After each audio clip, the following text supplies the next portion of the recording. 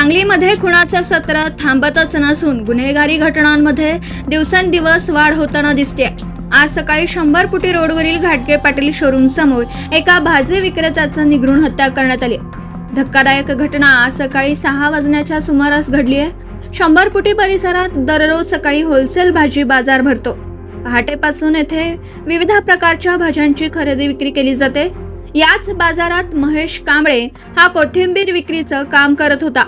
दरम्यान काही अज्ञात इसमांनी त्याच्या डोक्यात दगड व चाकूने वार करत त्याचा निघृण खून केला आणि ते आरोपी घटनास्थळावरून पसार झाले। प्राथमिक माहितीनुसार मृत महेश कांबळे याची गुन्हेगारी पार्श्वभूमी होती। तो यापूर्वी एका गुन्ह्यात शिक्षा भोगून नुकताच बाहेर आला होता, अशी माहिती समोर आली आहे। घटनेनंतर सांगली शहर पोलीस तातडीने घटनास्थळी दाखल झाले असून आरोपींचा शोध सुरू आहे। दरम्यान घटनास्थळी मोठ्या प्रमाणात नागरिकांनी गर्दी केली होती, त्यामुळे परिसरात तणावाचं वातावरण आहे।